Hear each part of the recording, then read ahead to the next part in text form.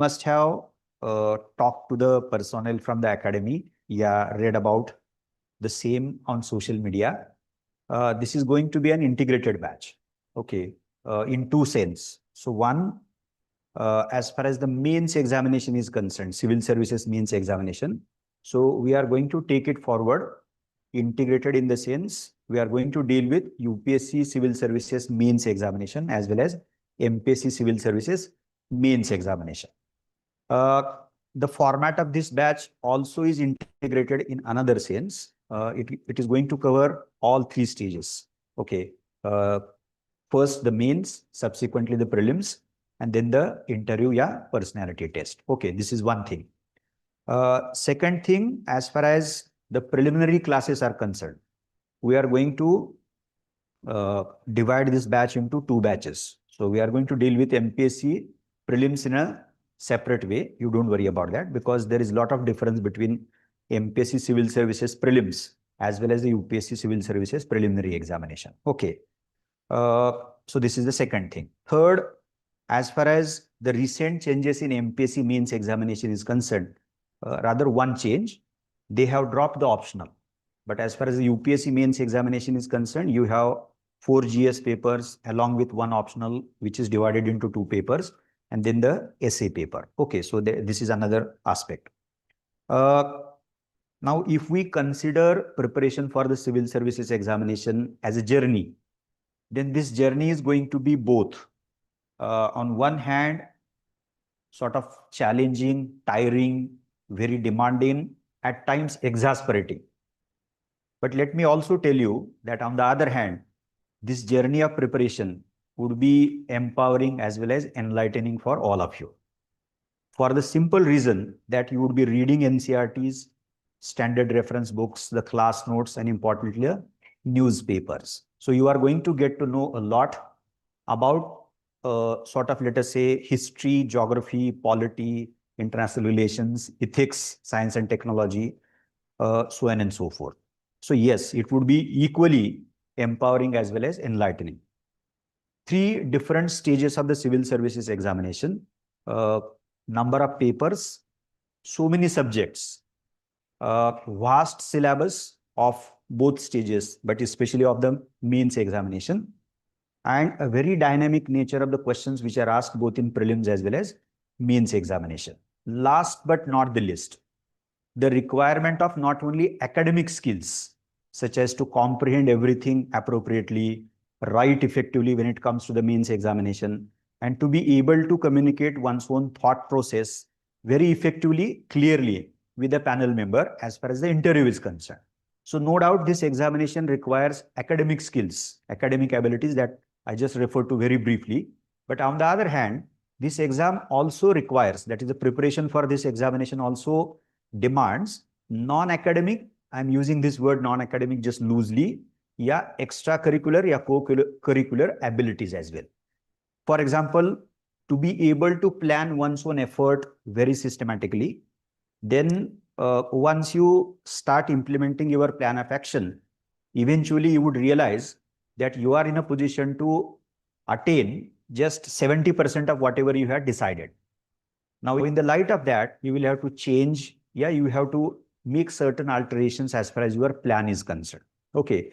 Then to be able to take right decisions at right moment. This is also another very important ability. We can loosely say non-academic, yeah, co-curricular ability, which is demanded or required as far as the preparation for the civil services examination is concerned. So it is because of all these aspects that this civil services examination, especially UPSC, is known as one of the challenging examinations. There is no doubt about that. This is very well known.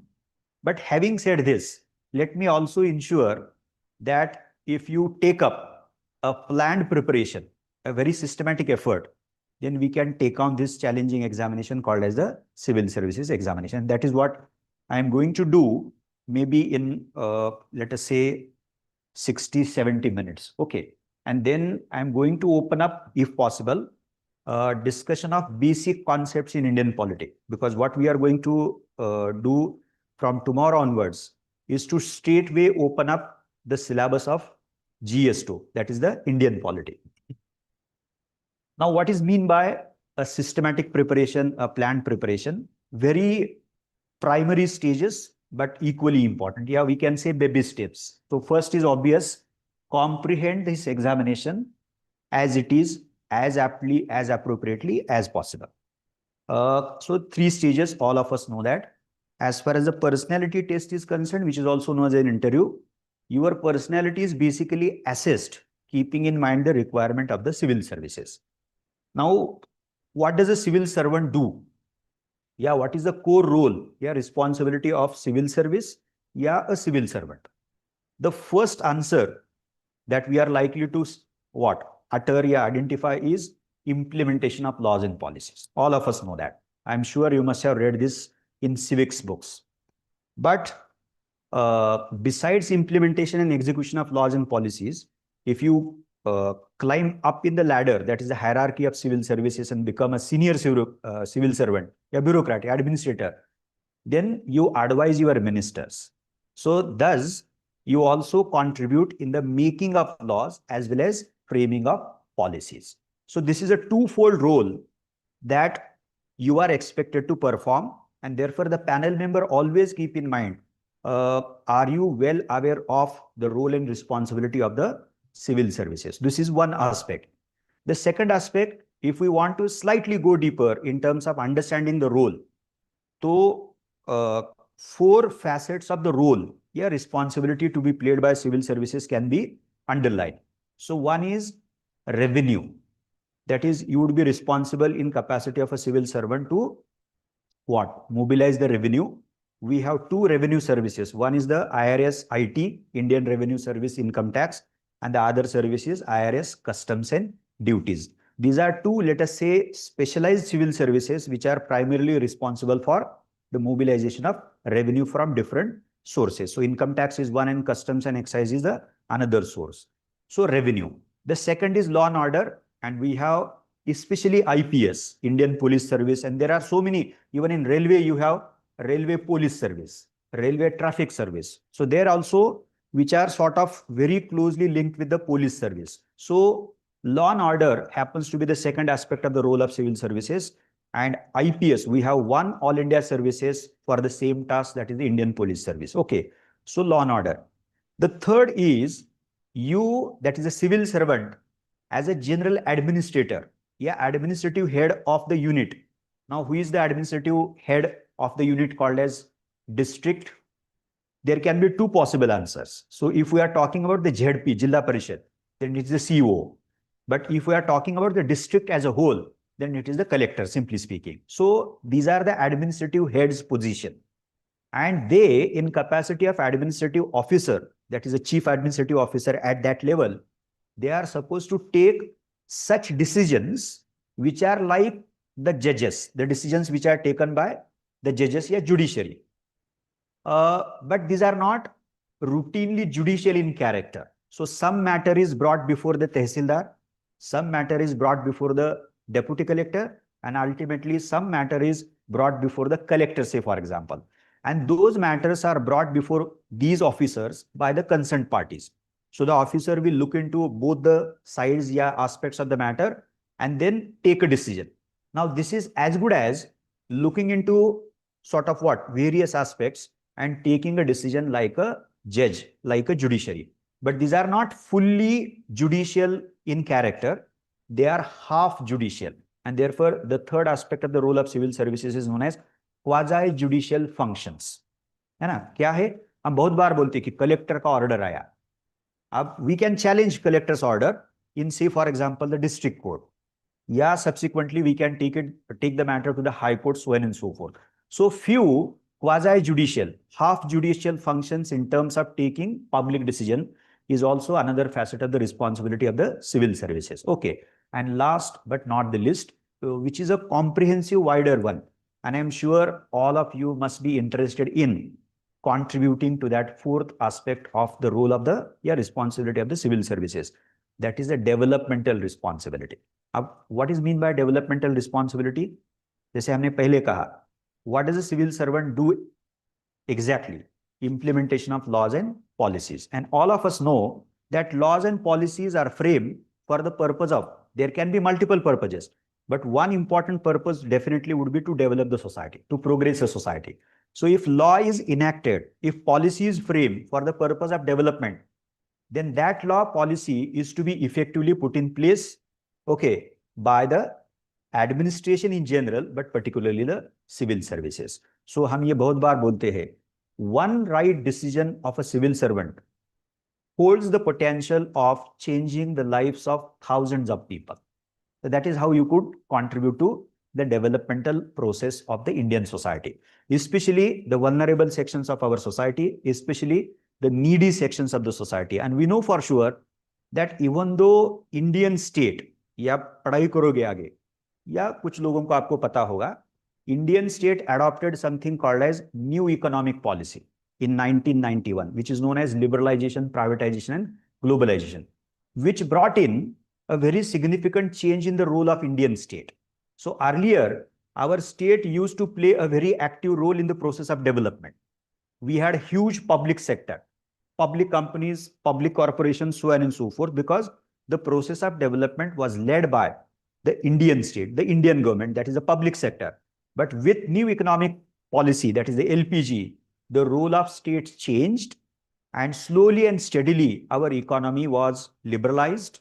Yani ki done away with, we did away with the constraints, qualitative, quantitative. Dusra, then we privatized so many sectors of our economy, and thus by liberalizing our economy, privatizing our economy, we linked our economy to the global economy. That is called as LPG.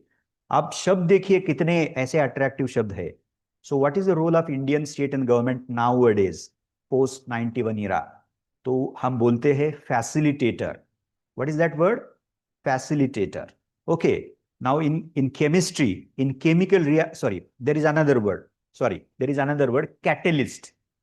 So one is the facilitator, other is the catalyst.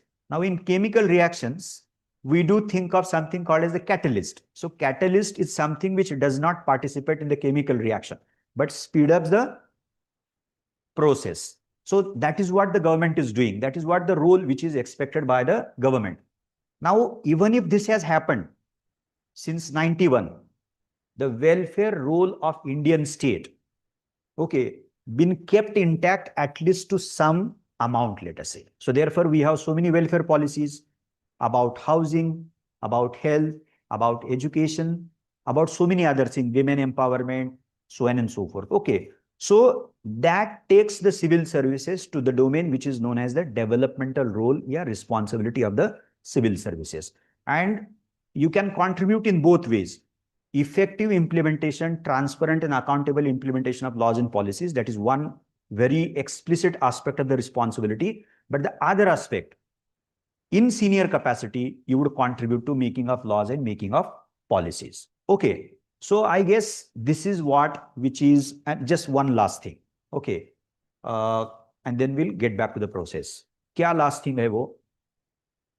A civil servant is expected to know about issue, any crisis, any problem, any challenge. That is knowing that, understanding that. But beyond understanding the issue, the civil servant also is expected to suggest something, जिसको हम prescription बोलते हैं. So both abilities need to be possessed by the civil servant. Once you become a civil servant, but I think UPSC cross-checks that ability even through your examination. And one important padav of the examination is the interview. That is the personality test. So very sort of well-known questions might be asked by the panel member. Yeah, questions about well-known problems might be asked to you. Look, Indian agriculture is in crisis, deep crisis. What should we do? So on and so forth. So these are the very well-known problems which are out in open in the public domain. But how do you look at the issue? Have you thought through the issue? And are you able to construct one's own response as far as suggesting some kind of solution or way out to the problem is concerned? So ये capacity भी देखा जाता है. So always keep in mind that civil service has got to play a role, and that role, different aspects of the role need to be very well known, looked into, thought through, so on and so forth. So I was very, very brief. And this is something which is assessed by UPSC at the last stage, which is known as the stage of interview or the personality test. Then comes the जो beach wala padav hai, that is the mains examination. I'll get back to that.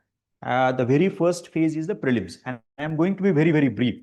So the first baby step is comprehending the examination. The very first stage is the prelims examination. What is the nature of the preliminary examination? It is objective. All of us know that.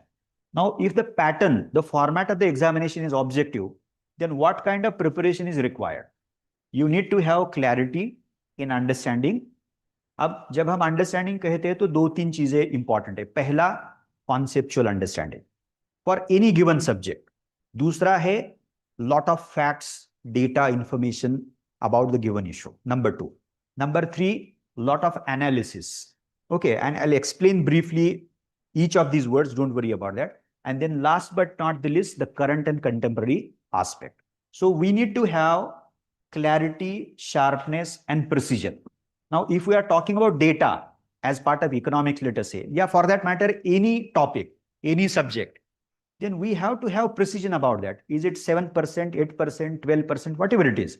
So precision is required. If we are talking about the chronology as part of history, then we need to have that precision in mind. Yeah, some article from the Constitution of India. Okay. So conceptual clarity, clarity about the factual stuff, informative stuff, understanding about the analytical part of that, and importantly, the current and contemporary aspect. So clarity, sharpness, and precision. I'm going to be very brief about this. Okay. अब ये करते कैसे है? And there are two very important aspects of that. So one is consolidation of the factual part. What is the challenging thing about the prelims? If we want to make that simple, this one is that. यानी कि consolidating the factual stuff, because the prelims is objective. It is based on MCQ. It has got negative marking system. So you have to read it carefully. You have to read it again and again, and then ensure clarity, sharpness, and precision. So the most challenging stuff about the prelims is the facts, the information, the data, so on and so forth. But usko mila ke kya kahenge hum? Factual या informative. And see, what is the peculiarity of the factual stuff? Beyond a level, we cannot apply our logic. We have to read it again and again. We have to apply some trick and retain that in our mind. So revision, revision, revision, multiple revisions is what one strategy to consolidate the factual part. Analytical and current part, I'll get back to that. So current is anyway going to be very, very important. And what UPSC is known for, U stands for unpredictability. And every year, be it prelims, be it mains, so every year UPSC is known for surprising us. And therefore we have to be very, very careful. Okay. So current कभी factual पूछा जाता है. Current is a combination of static as well as the current. Okay, ऐसा अलग-अलग तरीके से वो किया जाता है. Now what kind of reading is required if at all we want to ensure this one? तो आप सबको उसका आंसर पता है, लेकिन वो आपको करना पड़ेगा. So one is the extensive. Now extensive मतलब we are talking about the scope. So what are we supposed to read for या go through for the preliminary examination? So one fundamental reading is the NCERTs. Okay. So there is a sheet with you and all NCERTs are made a mention of as a reference list. You can check it. दूसरा है one standard book, just one standard book for each major GS subject. We are talking about prelims. For example, Indian polity Lakshmikant. या modern Indian history, you can read Bipan Chandra's India's Struggle for Independence. या Spectrum's book भी है वो. Faculty would tell you, don't worry about that. So one is the NCERT. The second is at least one standard book for every subject. And the third is the class note. Okay. And the fourth source would be the current material, whatever current material. Okay. So that constitutes something called as extensive reading. जो भी हमें कहा गया है या जो भी read करना है, वो सब हम read करेंगे. Intensive. That is where you can make a difference. Okay. Now, if prelims requires consolidation of lot of factual stuff, then we have to read it again and again. So, intensive का मतलब क्या है? In a very reflective manner, reading it again and again. Now, it may be the case that if you read something twice, say for example, you may not be in a position to understand the exact meaning of the same. And if you go for third time, then you may understand what the logic behind that, between the lines, the implication of the same, so on and so forth by the given author. Okay, so multiple readings constitute something called as the intensive. अब उसका दूसरा भी एक मतलब है, whenever we read any reference for the preliminary examination, we have to keep anticipating. Now this word can be converted into a bit, into a question, into a MCQ. So that word can be transformed into a question itself. Yeah, this word, yeah, this stuff of information can be one of the four options in whichever way you look at it. Okay, उसका मतलब ये होगा कि हर एक word prelims में जो भी आप पढ़ोगे वो प्री के लिए इंपॉर्टेंट, इतना इंपॉर्टेंट है कि उस वर्ड पे क्वेश्चन बन सकता है या आपका ऑप्शन बन सकता है. So possibility of that and anticipating about that. So that is what we mean by something called as the intensive reading. Simple सा मतलब है बार बार पढ़िए उसको. Okay. Last but not the least, couple of things. So one is revision. Revision, multiple revisions. There is no other option for that because you will have to read a lot of factual stuff, informative stuff for the prelims. And beyond a limit, we can't apply logic. So keep reading that, keep revising that, process the material as systematically as possible. वही हम कर सकते हैं. Okay. And then application of techniques. Faculty will share with that. Don't worry about that, sir. And last one is the practice of MCQs. I am sure you must have watched number of videos, talked to the seniors, yourself must have reflected on the process, the kind of preparation that is required. So when it comes to the MCQ, आपने एक subject पढ़ा है, उसका पूरा reference list 2 बार पढ़ा है, 3 बार पढ़ा है, you have processed the material, okay, and then you are going for MCQs. Okay, now MCQ would help you, number one, which is a basic thing, to assess whether whatever you have read, whatever you have done till the moment is adequate or not. Number two, whether it is going in the right direction or not. ऐसा भी हो सकता है कि नहीं हम बहुत ही superficially पढ़ रहे, ये तो मैंने देखा ही नहीं था, इतना डिटेल मैंने नहीं किया था. So whether it is going in the right direction, so sufficient है, adequate है, going in the right direction. Number two. Number three, to your surprise you would realize that मैंने तो बहुत अच्छा किया था, but somehow the moment I start reading option A, then option B, then option C, and then option D, जब मैंने पहला option पढ़ा ऑप्शन A, तो मुझे लगा कि this is the answer. But the moment I turn to option B, then it confuses me. And then I start feeling कि नहीं ये B हो सकता है. Because the options are given by the UPSC just to confuse you. So therefore, the clarity matters here, the precision matters here, the sharpness matters here. And therefore, ये सब confusion वगैरह वगैरह वगैरह वगैरह सब MCQ का practice करते वक्त होना चाहिए. So therefore, this would help you a lot in ensuring that your preparation for the preliminary examination is out and out professional and as per the need of the examination. One last thing about the MCQ practice, आपने ये भी सुना होगा, there is something called as the logic of elimination.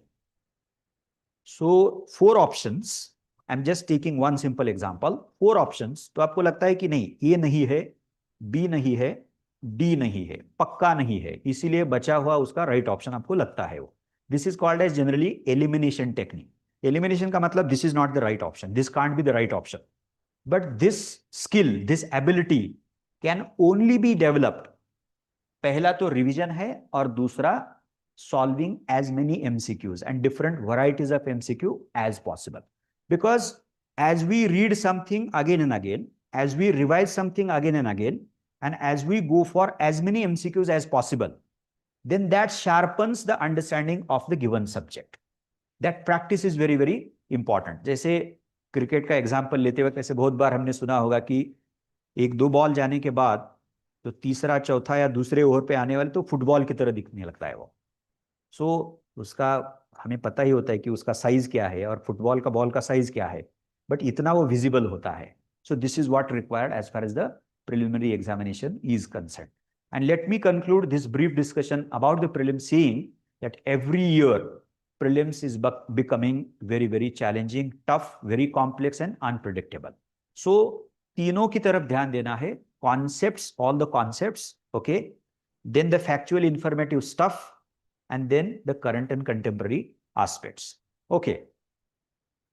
No, I guess you have come for Pol Science.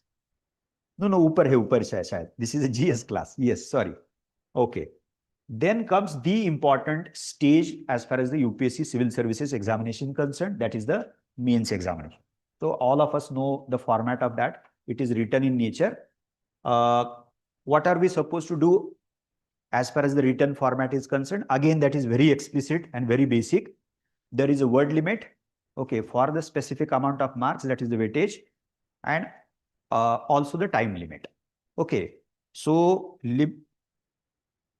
10 markers and 15 markers in GS 1, 2, 3. The format of GS 4 is slightly different. We have got less amount of questions in GS 4, that is the ethics. But as far as GS 1, 2, 3 are concerned, there are two varieties of questions. In terms of marks, 10 and 15. And in terms of word limit, the 10 marker question is to be answered in about 150 words. And the 15 marker question is to be answered in about 250 words. So this is about 1, 2, 3 GS. Then you have the optional. Now in optional, you have got three kinds of questions. So one is 10 marker short note to be answered in 150 words. Then you have 15 marker question also in optional, which is to be answered again similarly in 250 words. Then there is one more category in the optional subjects, that is a 20 marker broad question to be answered obviously in about 350 words या 400 words. So 4 pages blank छोड़े जाते हैं. So word limit, yeah, weightage in terms of, okay. And obviously for each and every paper you have the equal amount of minutes या hours कहिए, 3 घंटा है, 180 minutes है. Now if this is the format of the mains examination, then it requires at least two main things in terms of the capacities. So one is whatever papers, subjects, and the syllabus we have as part of the mains examination, we have to do it thoroughly. We have to prepare it thoroughly. That is, we can say understanding the syllabus, preparing for each and every subject, doing every bit of the syllabus, including concepts, ये वो सब जो है उसमें. So that is called as preparation. That is called as the study. That is called as the understanding and comprehension of the entire, let us say, set of subjects or papers. But the second thing which becomes very important for the mains examination is to write it effectively.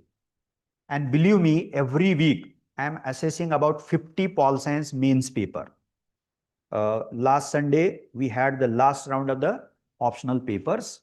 And out of 50, those who are going to write mains from 20th of August, 21st of August, अब second week में आने वाला है वो. Mains का exam अब थोड़ा जल्दी किया है इस साल. Okay. There are just 7 to 8 students, या max 10 students who are able to write well, effectively.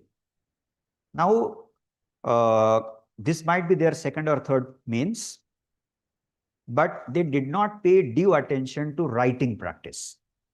So either they are finding it very difficult to cover the paper in 180 minutes, they are taking 4 hours to complete the paper. That is what happening, number one. Number two, they have studied a lot. They know the subject very well, inside out. But somehow they are finding it very difficult to articulate their answer in the given word limit. ये भी मुश्किल होता है. So therefore, like the prelims, mains also require a lot of practice, obviously, of writing answers. ये इतनी simple सी बात है, लेकिन उसके लिए समय नहीं मिलता है, दे नहीं पाते हैं. So therefore, even if that is a basic stuff, I'm talking about that. And you have to be very careful, way careful about writing practice, articulation, so on and so forth. Now, when we say effective writing, yeah, well-organized answer, then what elements are we supposed to pay attention to? तो पहला तो बहुत ही सबको पता है, we can look at a piece of writing structurally. So a good piece of writing has to have a relevant introduction, यानी कि beginning of your answer अच्छा introduction होना चाहिए, relevant भी होना चाहिए. दूसरा है the main body of the answer should fulfill the need of the question. दूसरा हुआ. तीसरा, then the conclusion. Typically we know for this, sure, this is the structural way of what? Understanding answer. So it must have relevant and effective introduction, relevant body touching upon all facets and aspects of the subject which are demanded in the question. और तीसरा है apt conclusion. Okay, conclusion भी उसका होना चाहिए. So this is looking at answer, a piece of writing in a structural manner. Now, there is another way of looking at a good piece of writing, yeah, writing itself. So, first is, and which is very obvious, the content of your answer. Content क्या लिखा है आपने? तो obviously फिर से हमें ये कहना पड़ेगा, does my content fulfill the demand of the question? यानी कि ऐसा content मैंने relevant लिखा है, so content would be one aspect. The second aspect would be articulation and language. Now, as far as GS is concerned, you can be bit general because you will be writing answers in GS papers, yeah, answers of GS papers, general. But if we are talking about essay, if we are talking about the optional, then these formats require a particular language. Now, if we are talking about pol science, then there is a terminology, a language of pol science, of sociology, of history, of geography. So that terminology, subject terminology has to be in place. Okay. And even if we take the example of GS, we have GS1 in which we have 3 subjects. So we have history, uska language thoda alag padega. We have geography, then we have social issues as society. Then in GS2, we have 2 at least major subjects. So one is the Indian polity, other is the international relations. Okay, so thus we have to pay attention to, we have to be very careful, rather extra careful about this second dimension of answer, a good piece of writing, that is the language and articulation. Okay, we must have clarity in that, we must have flow in that, so on and so forth. Okay, grammar, etc., etc., etc. The third aspect of the good writing, yeah, effective writing, the presentation. Now, in writing UPSC, while writing UPSC Mains examination, एक dilemma हमेशा होता है, and students what look at it as a challenge, major challenge. क्या format follow करना चाहिए? Should I follow a para format, या should I follow a pointed format, या point format? लिखना कैसे मुझे? Now, one rule of thumb can be, when it comes to GS, in most of the answers, you can definitely follow point format in GS. Okay, but there may be case even in GS that few questions, maybe in the range of 20% to 30%, they may be analytical. And in analytical questions, explaining and elaborating upon different aspects would be the requirement. That kind of answer, we will find it very difficult to present it in a pointed format, 1, 2, 3, 4. ऐसा अगर नहीं है तो लिखेंगे कैसे? But then you would come across many questions in GS which can be simply presented in what? Pointed format, 1, 2, 3, 4. हाँ, उसमें let us try to avoid monotony. मैंने numbers इस्तेमाल किए हैं, 1, 2, 3, 4. अब मैंने again I am following the point format in the very next answer. But I can say first, second, third. Again, I am going to follow the same pointed format in the third answer. Firstly, secondly, thirdly. So let us try to avoid monotony. So even if you decide to go for point format, 1, 2, 3, 4, instead of the para format, you can try to bring in diversity, plurality. So वो definitely हम कर सकते हैं. So as far as the presentation is concerned, so one dilemma is always whether to follow para format or whether to follow point format. When it comes to optional, ये भी rule of thumb है, but then there are certain optionals which are bit technical like geography. तो उसमें ज़्यादा point format आप follow कर सकते हो. But subjects like pol science, subject like sociology, subject like history as optional, there you are supposed to follow in most of the answers the para format. So this is one aspect of the presentation. The second important aspect of presentation is the various techniques that you are supposed to use to make your presentation as effective, as visible, as clear, thereby as effective as possible. तो क्या क्या techniques हो सकते हैं उसमें हम सबको पता है. So can I use tabular format, pie chart, flow chart, map, so on and so forth. So these techniques can certainly be used when it comes to at least answering the GS questions are concerned. Okay, so this is how content, the language articulation, and last was the presentation. This is one way of looking at answers या good piece of writing. And the first जिसको मैंने कहा कि structurally भी हम उसका सोच सकते हैं, introduction, the second is the main body, and the third is the conclusion. Now let me illustrate this by citing out one example. from the UPSC PYQs. Okay. Now, what is that? A couple of years back, UPSC had asked a question in GS2. क्या question था? Constitutionally guaranteed judicial independence is the prerequisite of a successful democracy. Should I repeat it? Constitutionally guaranteed judicial independence as a prerequisite of successful democracy. What is this question about? किस पे पूछा है? सवाल किस पे है वो? Is it about democracy? Is it about independent judiciary? You can answer. Don't worry about that. Judicial independence. Yeah, independent judiciary भी बोल सकते हैं. Let us make it clear. Okay. So judicial independence. But you are not asked here to discuss judicial independence without context. There is a context. Okay. One context is very clear if we read carefully the second part of the question. What is the second part of the question? Constitutionally guaranteed judicial independence as a prerequisite of successful democracy. वो last वाला part क्या है? वो context बताता है हमें. क्या किस context में मुझे लिखना है? In what context am I supposed to establish the significance of judicial independence as a prerequisite, as a precondition of successful democracy? Now, if there is a democracy and if we want that democracy to be successful, then there are certain preconditions to be fulfilled. है ना? ऐसा ही है ना उसमें? तो one precondition is given by UPSC right in the answer, right in the question. That is the judicial independence. है ना? लेकिन हमें उसको establish करना पड़ेगा. Just let us try to make it simple. So this is one part, यानी कि one context. But then, before the term judicial independence या independent judiciary, you have one prefix. उसके पहले भी कुछ तो आता है. What is that? Constitutionally guaranteed.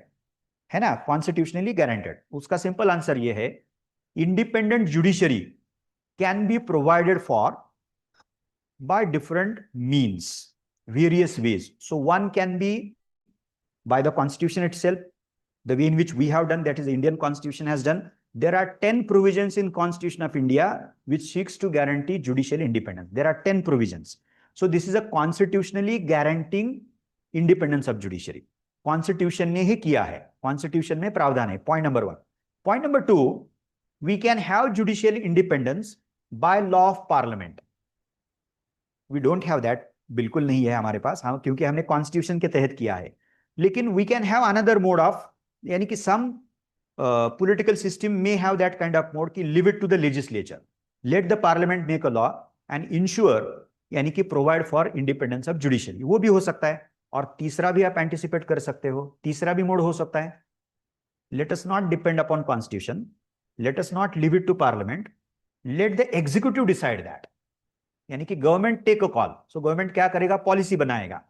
और look, this is what we have provided for in order to ensure the independence of judiciary. So हमने तीन तो बताए, लेकिन क्वेश्चन में पूछा क्या है? Constitutionally guaranteed. Now very briefly, if we compare the three modes through constitution, through law of parliament, and through executive decision, which of the three is better off? Obviously, हम सबको पता है, having judicial independence through constitution is always better, because if the provisions are given in the constitution, then it would be very difficult for the government of the day to tweak with that, to erode the provisions which are, and if government wants to do that, it will have to, that is the government will have to amend the constitution. वो simple तरीके से वो नहीं कर सकेगा. ये civics की बात है. आपने 5th 6th स्टैंडर्ड में ये डेफिनेटली पढ़ा होगा, या थोड़ा 7th 8th 9th में कभी ना कभी तो आपने कॉन्स्टिट्यूशन के बारे में पढ़ा होगा, सोचा होगा, लिखा भी होगा. No doubt about that. Okay, so this is one aspect of that. Now we have to establish the fact that such judicial independence, यानी कि constitutionally provided judicial independence is a precondition of success of democracy या successful democracy. अब अगर हमने एक list बनाने का सोचा, What does a successful democracy require? क्या क्या हम बता सकते हैं? अगर इसका अभी हम आंसर दे सकते हैं या हम प्लेन करते हैं, what is the significance of having judicial independence? या why do we require independent judiciary? Simple कीजिए उसको, why do we require judicial independence? क्या क्या आंसर हो सकते हैं उसके? Why do we need, why do we require judicial independence या independent judiciary? क्या क्या हो सकता है? First, to safeguard the rights of the individuals. Can we say this? दूसरा, to safeguard the interest of minorities. Should we say minorities? कहना चाहिए नहीं कहना चाहिए, क्या लगता है आपको? Should we say this? Safeguarding the interest of the minorities. What do you think about that? Yes, you want to say something? We should. That is so obvious. It is so obvious, but why? Let us cross check that. Why? It is obvious. In what sense it is obvious?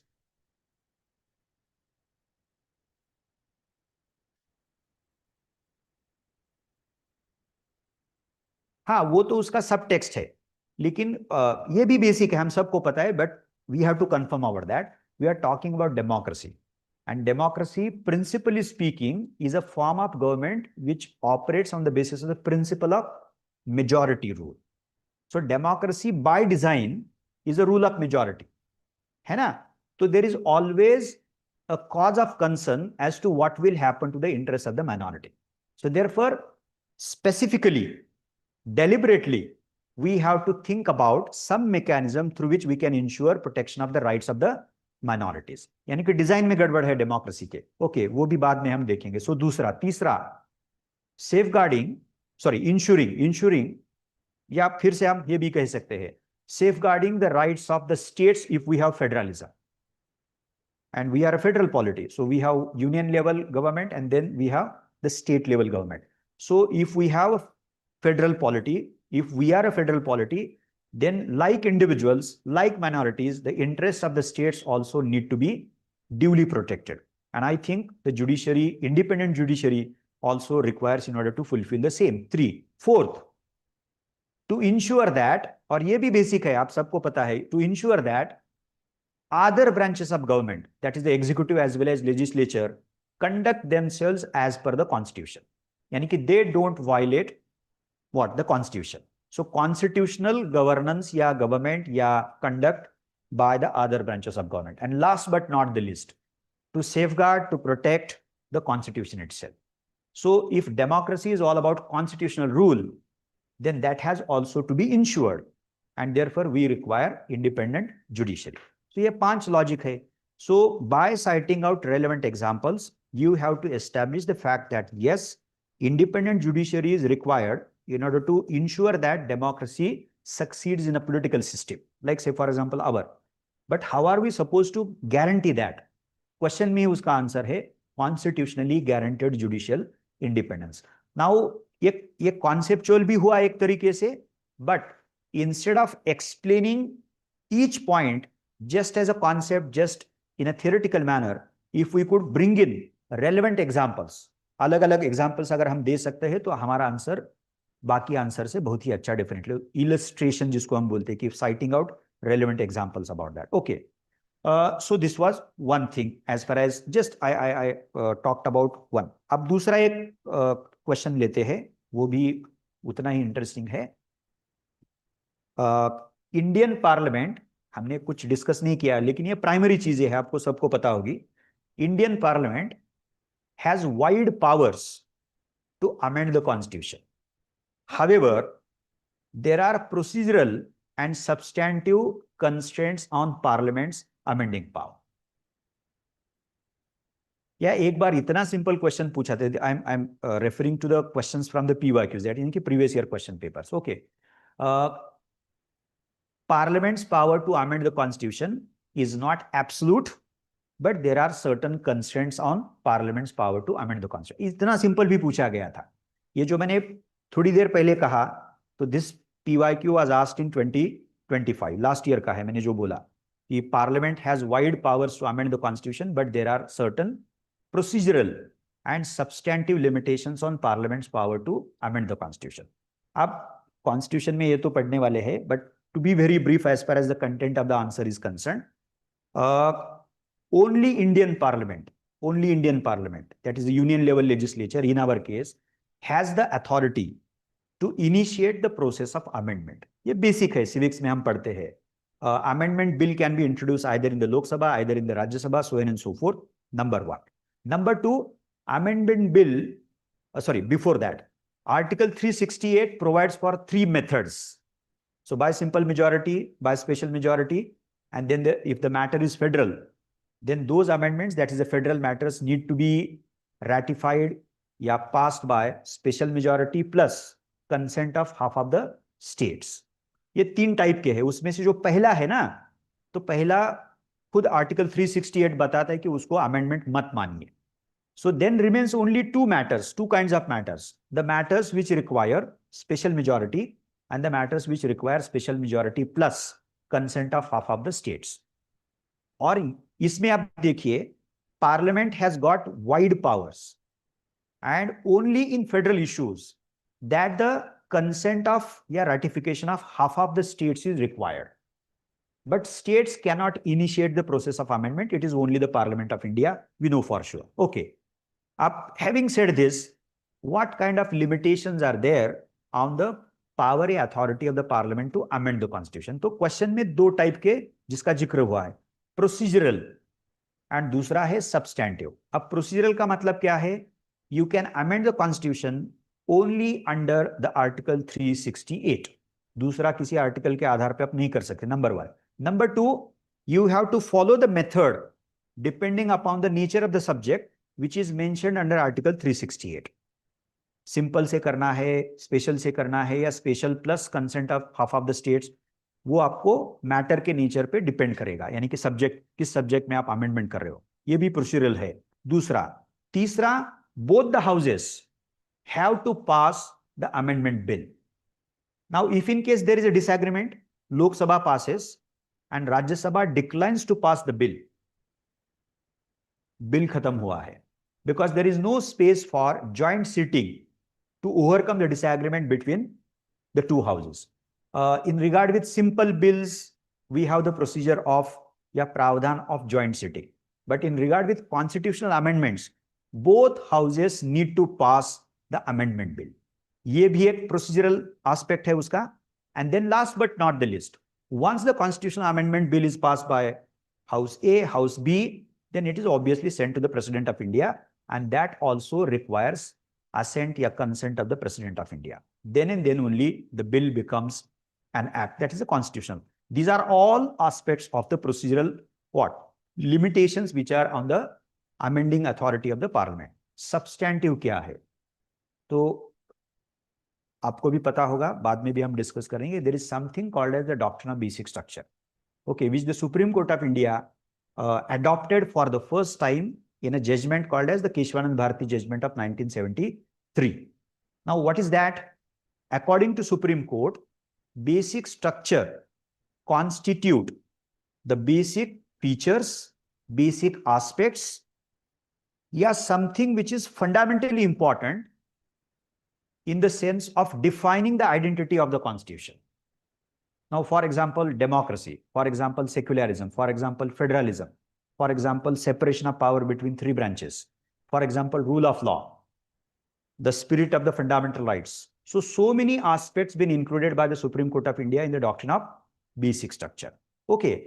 And there is no scientifically defined, okay, definition of the doctrine of basic structure. So it is yet evolving. Supreme Court of India, in different cases, different judgments, simply has went ahead in elaborating the list of the doctrine of basic structure. But these are the defining features. हम कह सकते हैं these are the defining. Defining मतलब क्या है? These features, these parts, these aspects of Constitution defines the identity of the Constitution.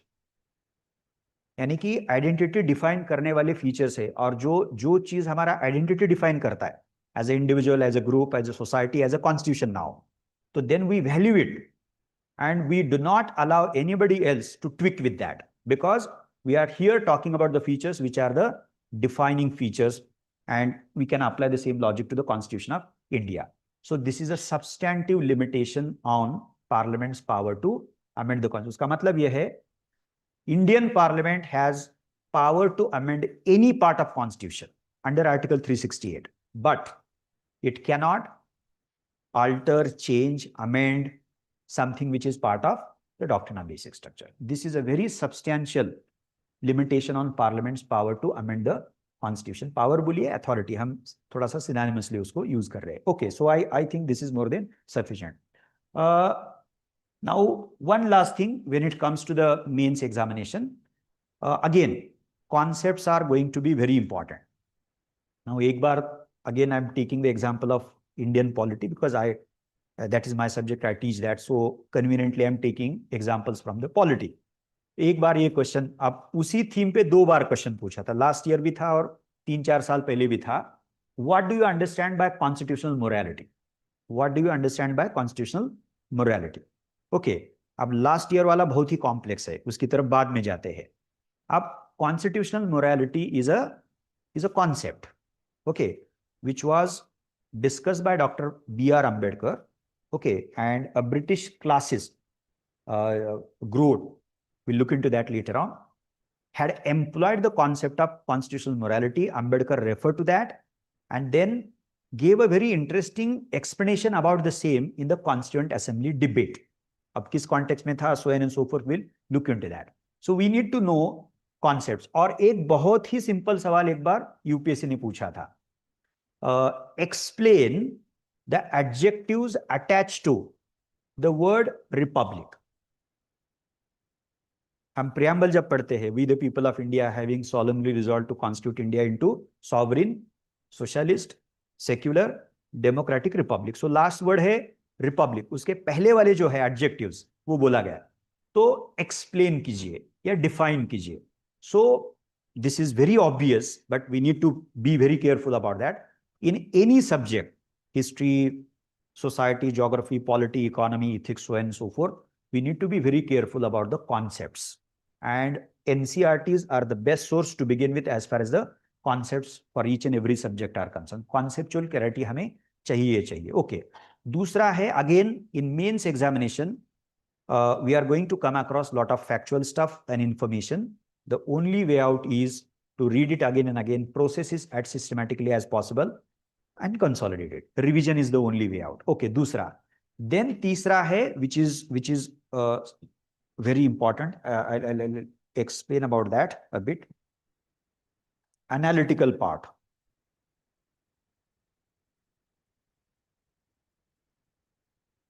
Now there are 3 keywords. Sorry.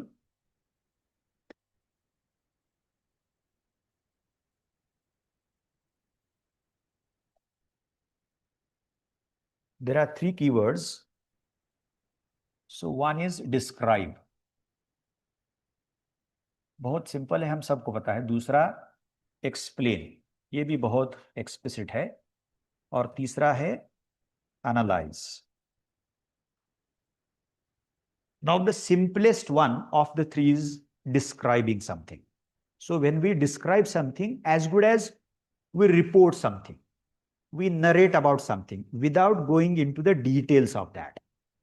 ऊपर यानी कि रिपोर्ट जैसे राइट करते हैं हम, कुछ देखा हमने, कुछ पढ़ा, वैसे के वैसे लिख दिया उसको. टू डिस्क्राइब इन मराठी त्याला वर्णन करा असं म्हटलं जातं. So it is as good as writing a very simple report about something, okay, without going into the details. Now explain में हम क्या करते हैं? All of us know that we have to answer why, यानी कि we have to identify, we have to underline the causal factors. Explain का मतलब why did you do that? Explain yourself. So causes, we have to explain the causes. Now explain the recent students protest. तो कारण हमें देने, क्या क्या कारण है उसके. So reasons या causes. Now this requires slightly a detailed understanding, we know for sure. और आपको ये भी पता होना चाहिए कि if you read some material या any stuff, whether it is just descriptive in character or it also contains explanation of the matter, subject matter. उसमें कारण बताए गए या नहीं गए हैं, या ऐसे ही लिखा है ऊपर. So now you can judge. And the third one is the analyze. Now, what is analysis? What do we do in analyzing या while analyzing something? क्या करते हैं हम उसमें? सिंपल सी भाषा में we break down something into its essential parts, यानी कि breaking down. दूसरा हम बोल सकते हैं unfolding something या unpacking something. Breaking down, unfolding या unpacking something. जैसे ही हम कुछ चीज अनपैक करते हैं, अनफोल्ड करते हैं, तो बहुत सारे एलिमेंट्स मिलते हैं हमें, उसके उस पैकेट्स में से निकलेगा ना, उसको पार्ट्स बोलिए, उसको एलिमेंट्स बोलिए या उसके फैसेट्स बोलिए. और अंत में करना क्या है एनालिसिस में? Which of those are causes, which of those essential elements that we got through unpacking something या अनफोल्डिंग समथिंग, उसमें से कॉजेस कौन से है, और दूसरा क्या है उसका, उसके इफेक्ट्स क्या है. So analysis is a process wherein we have to establish cause effect relationship. क्या करना है हमें? cause effect relationship. यानी कि एक्सप्लेनेशन में तो हम causes की पढ़ाई करते हैं, लेकिन एनालिसिस में प्लस क्या है? While analyzing something we have to also underline the consequences. अब एक सिंपल सा एग्जांपल लेते हैं. Do we have crisis in agriculture? Yes. What makes us to say that? What makes us to say that our agriculture is going, agriculture is faced with a crisis या going through a crisis? What makes us to say that? कोई भी जो दिमाग में आपके आता है बोलिए, क्या क्या है उसके, उसके सिग्निफायर्स क्या है, इंडिकेशंस या इंडिकेटर्स क्या है कि जिसकी वजह से हम बोलते हैं कि Indian agriculture is in deep crisis. क्या क्या हो सकता है उसका answer? Yes, farmers debt. Okay, ठीक है, और बोलिए. हाँ, अच्छा, climate change. Okay, we are not going, we are not getting rain on time. Unseasonally होते जा रहा है, जब चाहिए नाही होता है, जब नहीं चाहिए, ज्याला मराठीमध्ये टिपिकल अवकाळी पाऊस असं म्हणतात, म्हणजे कधी यायला लागला. म्हणजे yes, anything else? Yes.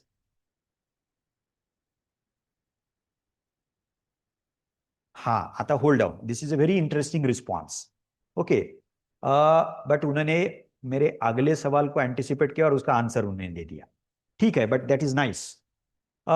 So somebody would say farmers suicide, farmers are what making suicides. ऐसे बहुत सारे indicators हम बता सकते हैं. So there is no doubt that we can come to a conclusion that our agricultural sector is in deep crisis. No doubt about it. Number one. अब number two, दूसरा, if it is in crisis, what are the causes? You anticipated that. तो पहला cause क्या है मुझे बताइए? Why our agriculture sector is in crisis? पहला तो उन्होंने बताया है, यानी कि there is heavy dependence upon agriculture of our society. कितना परसेंटेज पॉपुलेशन डिपेंड करता है एग्रीकल्चर पे? कितना लगता है आपको? What amount of population, what percentage of Indian population does depend upon agriculture? 60? नहीं, वो थोड़ा ज्यादा होगा, थोड़ा कंट्रोवर्सी नहीं करते हैं. 50 to 55% ऐसा बोला जाता है, but I agree with you कि वो 70 तक भी जाएगा, पता नहीं, बट एक मॉडरेट फिगर लेते हैं. So what percentage of population? 50 to 55. Point number one. But what is problematic in that? अच्छा ही है, कोई बोलेगा अच्छा ही है. हाफ से ज्यादा पॉपुलेशन अगर एग्रीकल्चर पर डिपेंड करती है तो बुरी बात क्या है उसमें? What do you think about that? Simply the agriculture does not have the potential to sustain that percentage of population. आप एक सिंपल सा एक्सरसाइज कीजिए. What is the contribution of agriculture to the GDP? What is the contribution of agriculture to the GDP? कोई हमें ऐसा exact answer नहीं देना है, आप रेंज बता सकते हो. 10% नहीं, इतना भी कम नहीं है. हाँ, 18. Any other response? 15 to 16%. Yes, हम रेंज कर सकते हैं कि 15 to 80 लेते हैं, बट यस, 15 to 17%. 17. आप पॉपुलेशन कितना डिपेंड करता है? 55 मॉडरेट फिगर लेते. गैप देखिए कितना है. सिंपल ये इकोनॉमिक के इक्वेशन के तौर पे देख रहे हैं आप, कितना प्रॉब्लम है देखिए. यानी कि कितना परसेंटेज पॉपुलेशन सरप्लस है एग्रीकल्चर में, वो डिडक्ट कीजिए. 55 माइनस 17 बोलिए. Exactly that is the amount of population which is surplus. तो एग्रीकल्चर सस्टेनेबल कैसे रहेगा? 10-10 दिन के सेमिनार करके एआई लाके कुछ नहीं होने वाला है. We have to seriously think about how to unburden the agriculture. उतना बड़ा पॉपुलेशन कहां पे लेके जाएंगे? अब ये जो सरकार है ना, NDA led by BJP, when it came to power for the first time in 2014, it came up with certain flagship programs, and one flagship program was Make in India. अब उसका क्या हुआ है पता नहीं, किसी को पता नहीं है मेक इन इंडिया का. And the objective was very good because agriculture sector has long back saturated, है ना.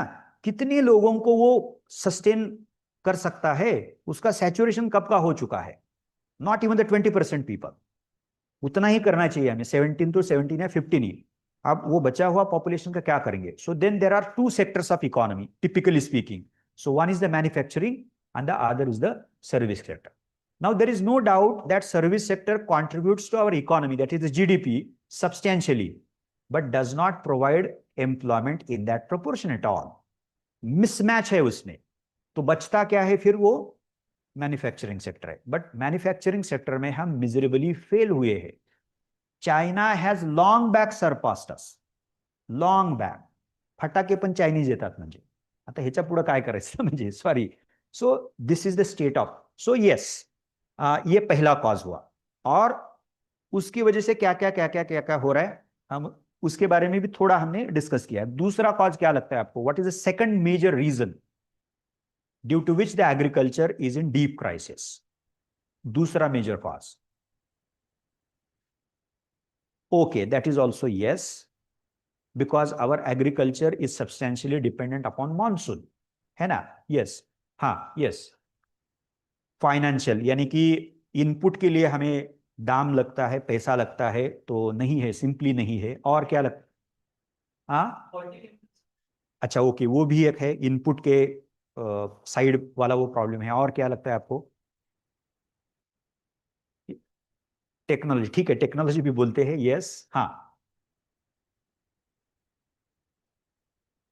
Rudimentary you are saying. Okay, yes, ठीक है, ये है, सभी प्रॉब्लम्स है, लेकिन एक, हाँ, yes, that is very important. Who will tell that? Absolutely, that is the second fundamental problem in agriculture. और ये इंटरव्यू में बहुत बार ऐसे बेसिक सवाल पूछे जाते हैं. And we end up first giving, sir technology, I am not criticising all of you, technology है sir, because you come from that surrounding. आपको लगता है कि नहीं नहीं नहीं, लेकिन सबसे बड़ा problem, as he rightly pointed out, surplus population depends upon agriculture. and look at the fragmentation of the land.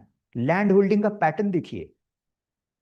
आप इधर उधर देखोगे कि आधा एकड़, हेक्टर भी नहीं, acre acre, that is also another unit. अर्धा एकर, 1 एकर, असेच सगळे शेतकरी दिसतील आपल्याला. सो स्मॉल लैंड होल्डिंग्स है. आप सोचिए फाइनेंस का क्या होता होगा. आप सोचिए मॉडर्नाइजेशन के क्या लिमिटेशन है, उसमें क्या मॉडर्नाइज कर सकते हैं हम. If I got just half acre land या 1 एकर लैंड, क्या ट्रैक्टर लेके करूंगा क्या मैं? और वो भी that is unaffordable. I can't simply buy that, risk to buy that.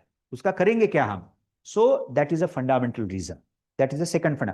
तो अब आपको समझ में आया होगा कि while enlisting causes, we should have a hierarchy in our mind, in a descending order. जो सबसे पहला है वो पहला ही आना चाहिए, और वो ये पहला है, यानी कि substantial dependence of dependence of surplus population on agriculture. दूसरा है fragmentation. तीसरा, आप ऑर्डर आपको लगानी है, क्या लगाएंगे आप? तीसरा, आपने जो कहा उसमें से क्या लगता है आपको कि वो फंडामेंटल हो सकता है? हाँ, हाँ, वो रेन का हो सकता है, लेकिन उसको बोलेंगे रेन और इरिगेशन. आप कितने सारे प्रोजेक्ट हमने इंडिपेंडेंस से आज तक किए हैं, बहुत करोड़ में हमने पैसा उसमें इन्वेस्ट किया है, लेकिन परसेंटेज ऑफ इरिगेशन कितना है? आप ढूंढोगे तो आपको म्हणजे मराठी चक्कर येईल तुम्हाला. म्हणजे that is the amount, the kind of amount we have invested in irrigation projects and so on and so forth, and we ended up actually what ensuring us irrigated land. उसका परसेंटेज बहुत ही कम है. Okay, that is because without water, without irrigation, it is going to be very very difficult. आप तो climate का, आप बोलेंगे sir बाकी भूलिए, क्लाइमेट का पहले ऊपर लीजिए. क्लाइमेट चेंज, क्योंकि सब बिगाड़ रखा है उसने, climate change and its impact on the agriculture. So we have to be very careful about, while analyzing something, enlist the causes, और दूसरा है उसके effects क्या हो रहे. Now for example, disguise unemployment, वो कारण है या इफेक्ट है? परिणाम है वो, इफेक्ट है, we know for sure. Migration is the effect, है ना. अब अगर हमें किसी ने क्वेश्चन पूछा, we got very unplanned and unregulated kind of urbanisation and identify the causes of urbanisation, this kind of unregulated unplanned urbanisation. तो क्या बताए थे हम? बिल्कुल पहला बताते हैं migration. But migration itself happens to be the effect of something. Okay, that is the process of development, और there are structural problems in the process of development, जो सेक्टोरली भी हम देखते हैं ना, एग्रीकल्चर का अभी हमने डिस्कस किया है. सो हम सबको ये चीजें पता है, but we have to what a bit careful when it comes to something called as analysing the topic, analysing the matter, analysing the subject, so and so forth. So इतना हमें करना है. बाकी जो कीवर्ड्स है, we are going to have a separate session of that, what is mean by comment. अब ये इतनी सिंपल बात है, believe me, I can share answer sheets of those who are writing mains examination.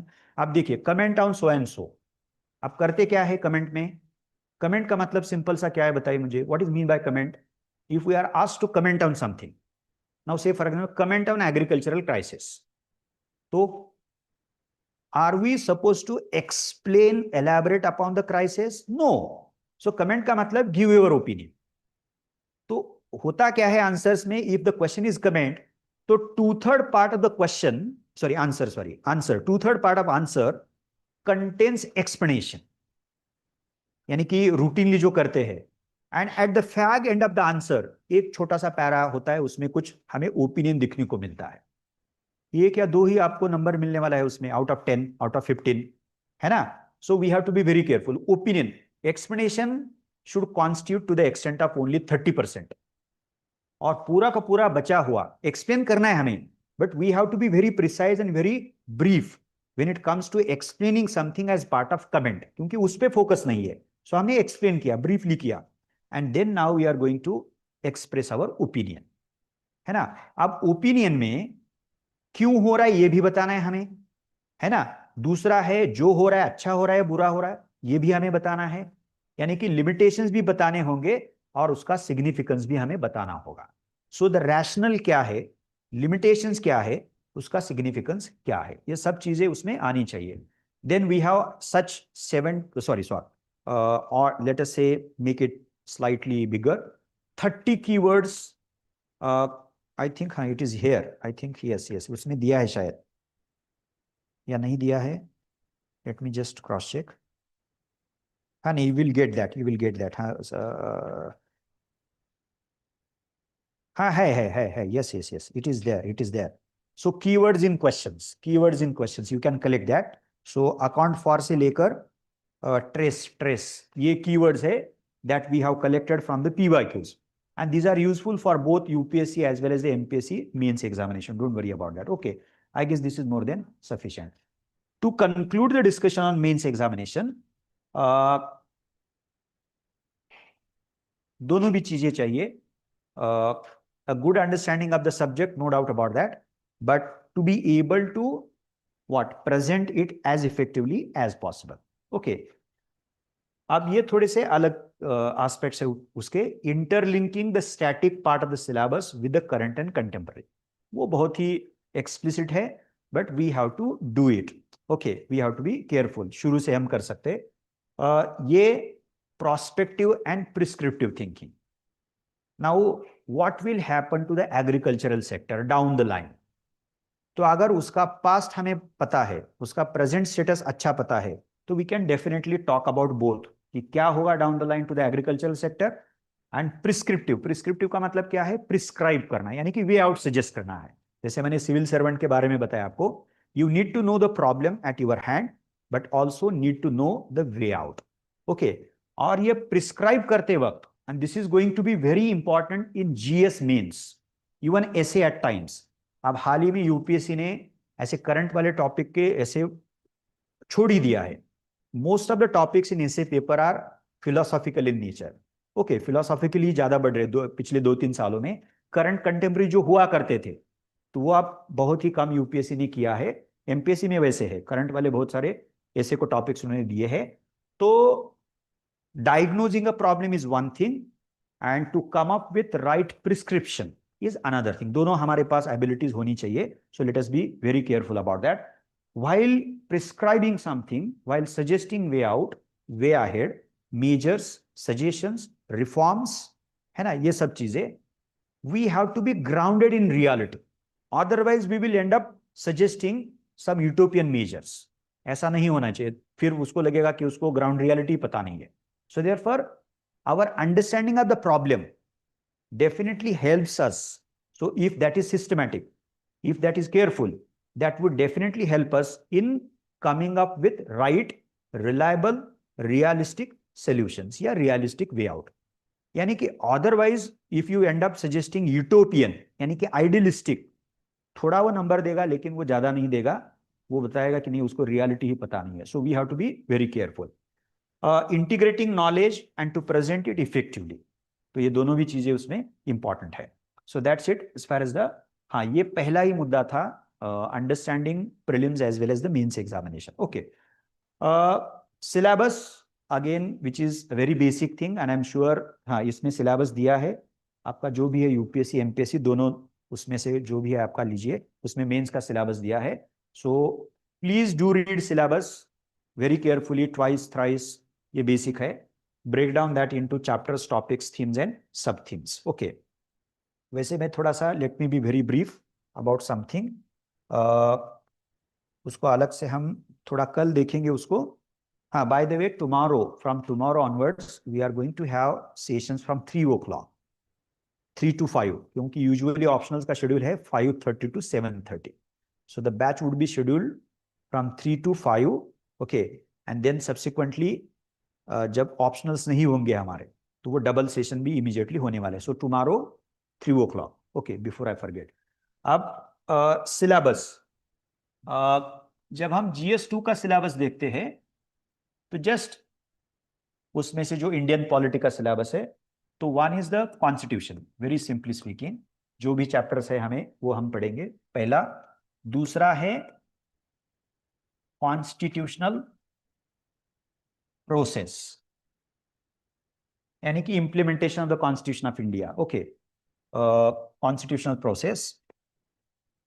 तीसरा है to some extent something called as political process. To some extent, that is the interaction between Indian state, Indian government, Indian constitution on one hand, and the Indian society on the other hand. So political process contains few topics which are the outcome of consequence of state society interaction. State society interaction. तो वो भी हम देखेंगे उसको. तीसरा. चौथा है the governance. अब उसमें भी बहुत सारे सेपरेट चैप्टर्स है, वो बाद में हम देखेंगे. But these are going to be the 4 important components: constitution, constitutional process, the political process to some extent, and then the governance. Okay, governance as a section, we can look at it, look at governance as a separate section from GS2. Okay.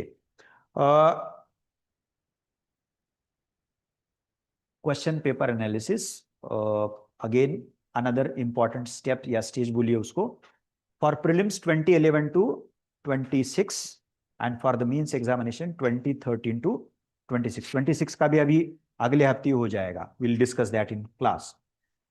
You can analyze paper. अब simple सी बात है, शुरू में तो आप बताइए कि forget analysis, just read questions carefully. Reading question carefully, make that simple. So one is year wise. So you can pick up 2013 GS1, GS2, GS3, GS4 year wise. Okay, then essay, पांचवा paper. Then paper wise. So GS1 from 2013 to 26. Then subject wise. Take history, all 4 sections, 13 to 26. Then section wise. In certain subjects, we can divide the subject into sections. For example, history. तो उसमें heritage culture है, modern world history है, modern Indian history है, and then the post-independent Indian history है. So there are 4 sections in history. So you can, और वो definitely कर सकते हैं आप। 2013 questions on culture and heritage and till 26। Okay, अब ये कितना, तीसरा चौथा आपका साइकिल होगा वो। सो ईयर वाइज पहला, दूसरा पेपर वाइज, तीसरा subject wise, if possible section wise. कुछ सब्जेक्ट्स में सेक्शन वाइज एनालाइज करना थोड़ा सा मुश्किल होगा, बट ये तो हम डेफिनेटली कर सकते हैं। And the last but not the list, chapter wise, if we could do that, and when, yeah, once we open up the chapters of given subject, you would be better placed to understand, हाँ ये question मैंने पढ़ा था, ये इस chapter पे है। वो ज्यादा मुश्किल नहीं है, डोंट वरी अबाउट दैट। अब अगर ये हमने किया, नंबर वन, क्या क्या फायदे हैं? बिल्कुल, we can assess whether whatever we will be doing in the class is sufficient enough or not. दूसरा, whether we have right and reliable material. Okay, number two. Number three, if discussion includes those aspects, okay, and even the material covers those aspects, then are you enough confident to make sense of that and then write answers of those questions? ये भी हम करेंगे, don't worry about that. Okay, so there are multiple benefits of the PYQs, यानी कि शुरू से हमारा preparation exam oriented ही होना चाहिए। Okay, as and when we go discussing each and every chapter, so question paper analysis, ये method बहुत ही सिंपल है। As a primary step before you actually begin your preparation, once आपने start किया है, पहले देखते हैं ना, 1-2 साल के देखते कैसे है वो, एंड वंस यू डिसाइड कि नहीं नहीं नहीं मुझे अब सिविल सर्विस करना है, तो look it carefully. Then after completion of the chapter from the given subject, वो खत्म होने के बाद भी देखिए, ओके, ये दिमाग में तो होगा definitely. And finally to anticipate questions, PYQ की तरफ आपको बार बार जाना है। You will have to get back to the PYQs again and again, so that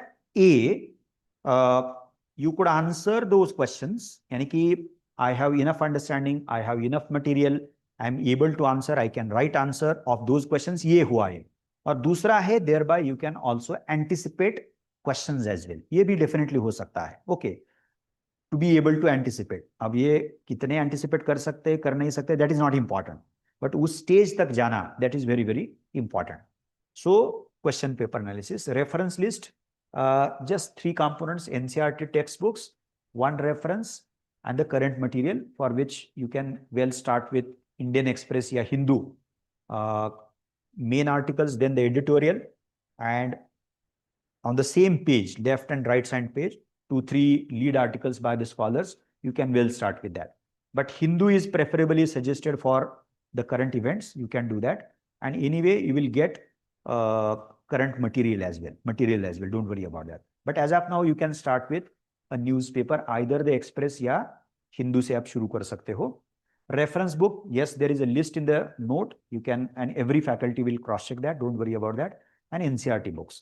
Now 11th, 12th NCERT books: history, geography, society, polity या constitution बोलिए उसको, then even the IR and economy. Okay, science and tech 7 to 10 कीजिए, 11, 12 science and take फिलहाल तो मत कीजिए, 7 to 10 science and tech, but बाकी के जो सब्जेक्ट है 11, 12।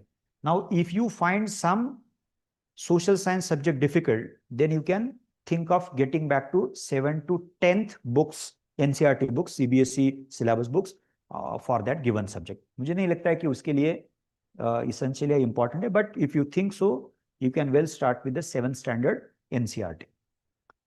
Class notes, yes, we are going to provide elaborate class notes. Okay, so that is another. आप ये उसका you don't worry about it, because a lot of stuff is taken from NCERT as well as the standard reference book, then the current material, contemporary aspect. Okay, so it would be as good as revision of everything. Okay, now ये तो जैसे thumb rule बोलते हैं कि instead of reading lot of things once or twice, it is always better to read few things multiple times. A revision is going to play a very significant role. अब ये planning है mains, yes we know for sure all the aspects of the mains examination. हाँ, ये this is just, this may sound bit technical, but we can think of certain formats. Now I assume that all of you are targeting 27, है ना? 27 आपके दिमाग में है। अगर 28 है तो don't worry about that, but what ever I do it, So considering you are targeting, you are going to target 27. अगर 27 target है, तो the broad planning has to be now August to December end, या max mid January, we have to focus on the mains examination. Okay, and then mid January onwards till let us say end of May, yani ki your prelims, the prelims shall be taken care of. So that is the broad timetable. Now once we say 10th of August to 15th of January, from the mains perspective, then three elements are going to be part of the mains. We know for sure. One is the GS, the second is your optional, and the third is the essay paper. Okay, so essay is also taken care of in the classroom schedule. Don't worry about that. So lectures as well as the material, study material also be provided. Don't worry about that. Two main components. So one is the optional and other is obviously the GS. Okay, so you have to divide your week accordingly. Now, what is going to happen from next week onwards?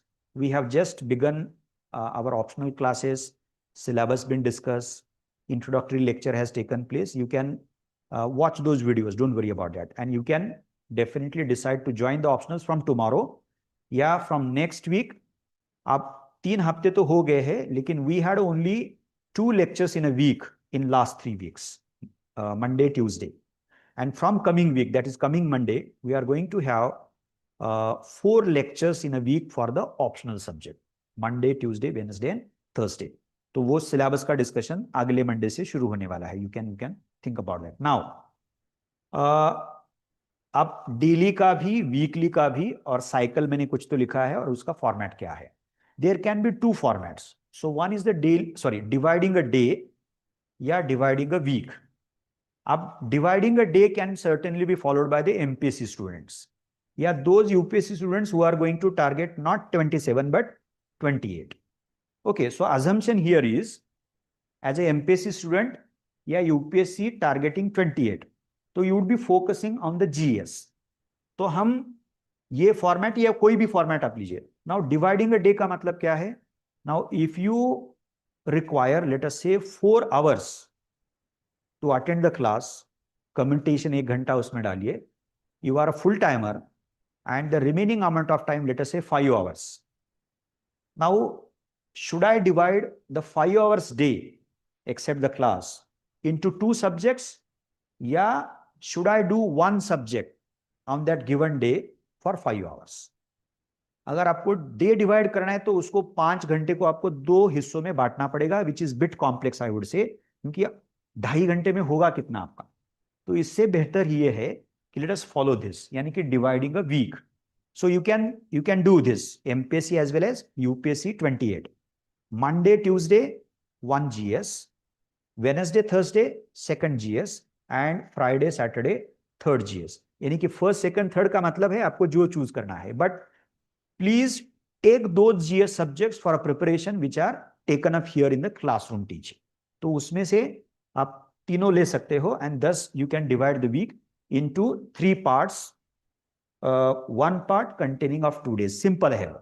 लेकिन those यानी कि UPSC targeting 27, उनको ये करना दिक्कत होगी because you will have to prepare for the optional as well. तो आपका वीक अलग से डिवाइड होगा. और वो कैसे डिवाइड होगा? यूपीएससी 27 के लिए मैं बोल रहा हूं. 3 days for your optional, Monday to Wednesday, okay, and then Thursday to Saturday the GS.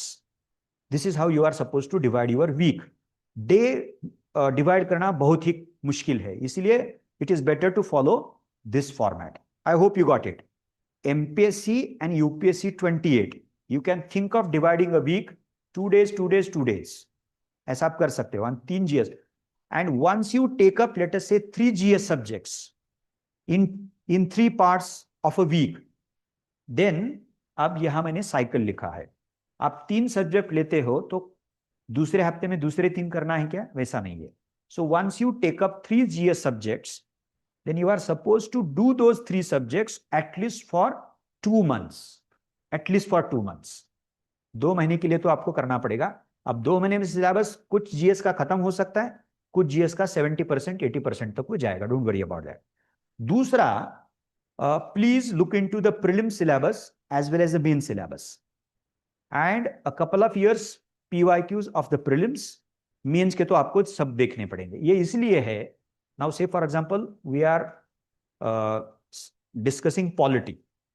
Now, polity is there in prelims. Polity also is there in mains examination. We know for sure. But the topic, the issue which are focused by UPSC in the mains examination is very different than the way in which we are supposed to study the same topic for the prelims is completely different. We have to go for deeply a factual what? Orientation, या factual approach when it comes to the prelims. Mains में तो आपको जो भी concepts है, important provisions है, वो तो देखना है, लेकिन एनालिटिकल एस्पेक्ट जो है मेंस में वो ज्यादा इंपॉर्टेंट है. Okay, so this let us try to understand as exactly as possible as to how are we supposed to approach the same subject for mains as well as the preliminary examination. Okay, तो ऐसा हो सकता है कि अगर आपने 2 महीने उसको किया है पहले साइकिल में और 70 to 80% आपका पोर्शन हुआ है, तो simply you can then tell you कि बचा हुआ पोर्शन मेरा प्री में भी हो सकता है, and then you can go for 3 other GS subjects in the second cycle. तो ये साइकिल आपको ऐसे करना पड़ेगा.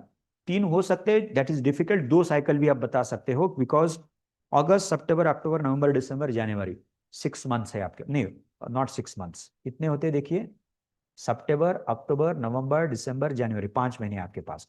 तो अगर आपने ये सोचा कि ये 2.5 महीने का करते, ये 2.5 महीने का करते, you will come up with only 2 cycles. अगर उसको 2 महीने का किया आपने, उसको 2 महीने का किया, तो बचा हुआ 1 महीने का हो सकता है. 2 months, 2 months, 1 month. This is just keeping in mind your own convenience.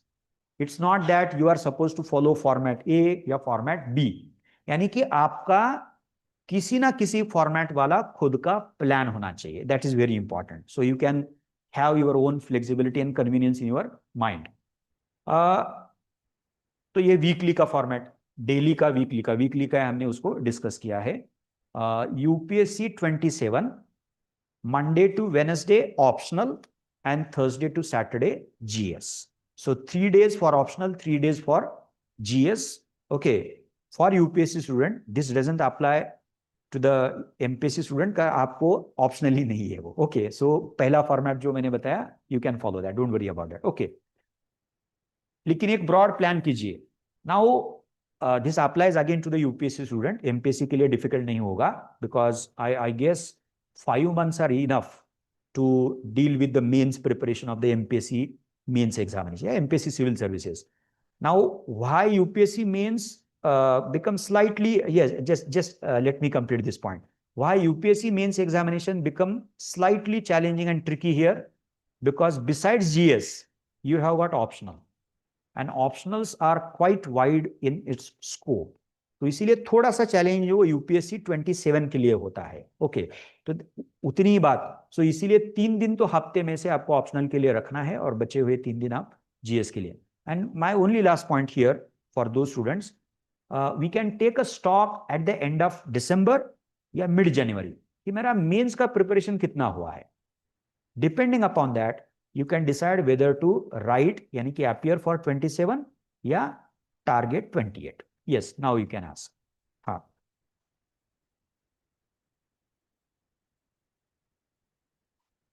No, we don't have.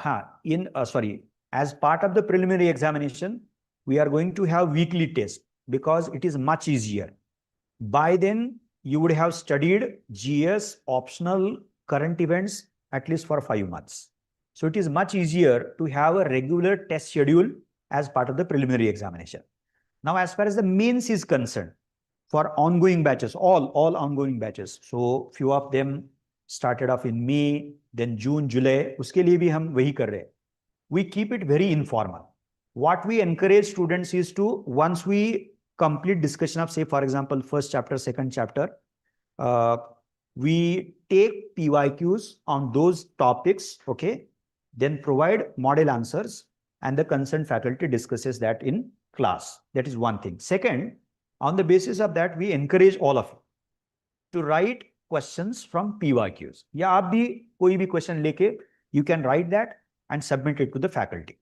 Okay, and then in between, we plan to have tests. But वो regular नहीं हो पाता है because discussing syllabus and completing syllabus in a span of 5 months is really a tough thing. But what I would appeal to all of you, make it a point to start writing answers as early as possible. उसके लिए आपको input मिलेगा, उसके लिए आपको guidance मिलेगा, model answers भी एक मॉडल के तौर पे आपको मिलेगा. Don't worry about that. Okay, that is what we do. हाँ, आपके लिए फॉर्मली मेंस का टेस्ट सीरीज कब होता है?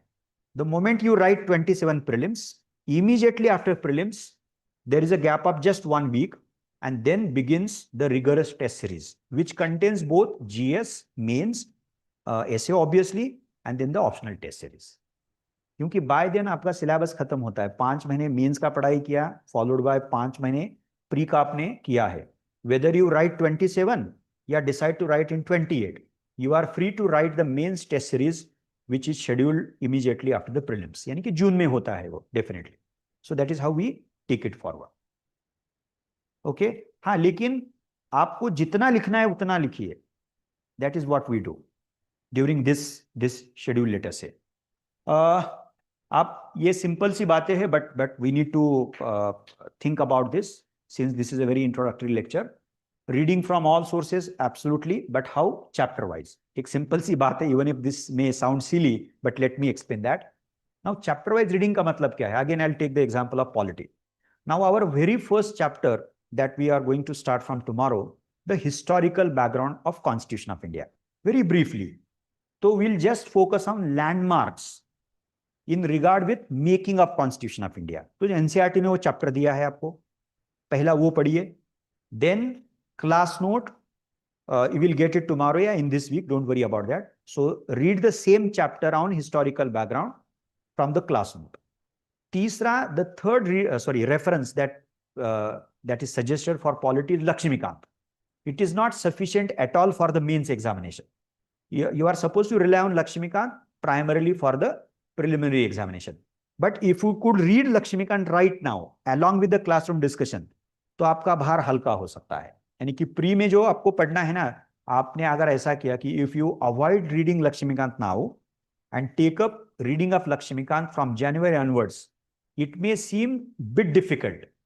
आज ही से क्या करते हैं, as and when we open up the what discussion of the topic, go through NCERT, the chapter wise बोल रहे हैं हम, then go through the same chapter from the class note. So these are going to be the 2 major sources. और तीसरा source है लक्ष्मीकांत का, वही chapter आप एक बार पढ़ के रखिए. You would become habitual of the language. उसमें टेक्निकल बहुत सारी चीजें हैं, and that language may seem slightly difficult to those who come from different background, जो अलग बैकग्राउंड से आते हैं. इसीलिए वो, but 2 sources, and the most important source is going to be the class note. And what I have done in the classroom, in the class note, I have incorporated, included every important factual detail about Constitution in the class notes itself. So you need not be worried about that. So if you read class notes, let us say twice, thrice, and then read the Lakshmikant, आपको पता चलेगा कि अरे उसमें का हर एक factual detail note में है. But what the note contains as extra is those aspects which are essential for the mains examination. क्योंकि note किसका है? Mains के लिए है. main stage के लिए है. Okay. So reading from all sources chapter wise. अब उसमें राउंड भी मुझे करना है. I read chapter on historical background of constitution of India from NCERT, then the note, then the Laxmikant.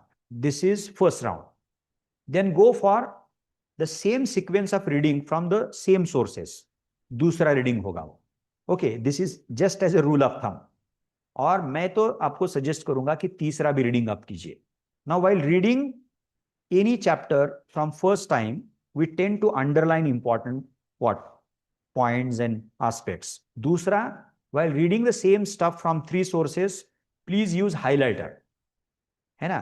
और तीसरा, while reading the same stuff from 3 sources as part of third cycle या third round, think of making micro notes. आपके खुद के micro notes mains के लिए compulsory निकालिए. वो बहुत इंपॉर्टेंट है, बहुत ही इंपॉर्टेंट है. Even though we are going to provide elaborate class notes, those are elaborate, but you have to come up with your own micro note.